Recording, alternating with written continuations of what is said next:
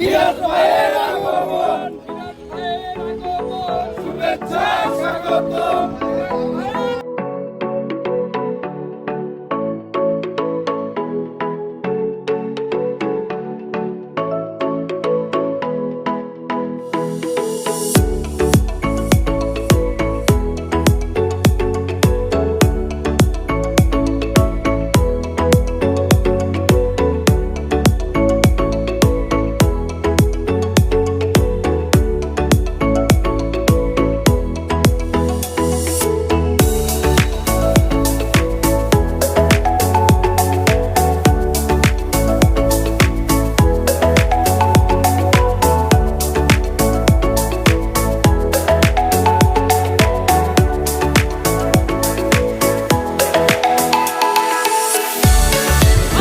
মামুন থেকে জয়, জয় থেকে আবার মামুন, মামুন থেকে জাহাঙ্গীরের উদ্দেশ্যে কিন্তু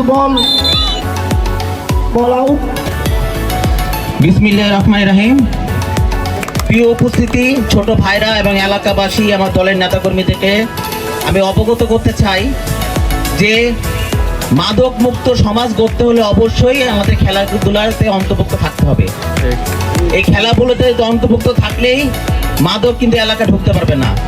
আপনারা মনে করেন যে একজন মাদক ব্যক্তি আপনাদের সাথে খেলছে, যখন খেলতে যাবে তখন সে বুঝতে হবে তার ফিটনেস সমস্যা, সে দৌড়াতে পারছে না, আগাতে পারছে না, তখন কিন্তু সে অটোমেটিকই আপনাদের সাথে তাল মিলিয়ে চলার জন্য কিন্তু মাদক থেকে দূরে থাকবে।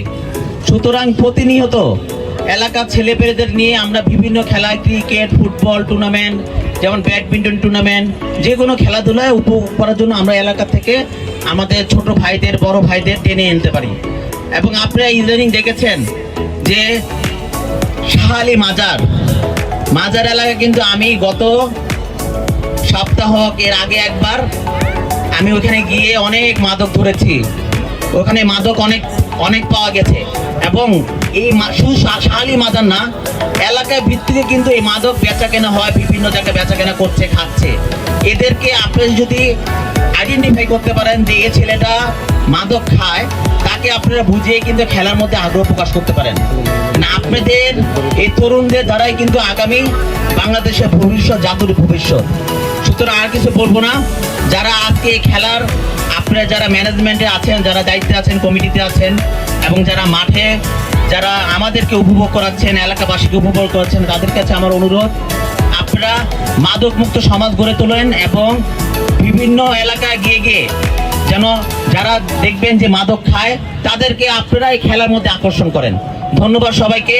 আমি চাই যে আপনি আরো নতুন নতুন খেলা এবং হাডুডুডু আছে, তারপর আমাদের এই যে আমাদের বর্তমান যে সরকার, আমাদের বিএনপি চেয়ারম্যান আমাদের জনাব তারেক রহমান যে প্রধানমন্ত্রী হয়েছেন এবং আমাদের আমিনুল হক ভাই জাতীয় টিমে অধিনায়ক ছিলেন, ওনাকে ক্রীড়া জগতে দায়িত্ব দিয়েছেন, ক্রীড়া মন্ত্রী দিয়েছেন।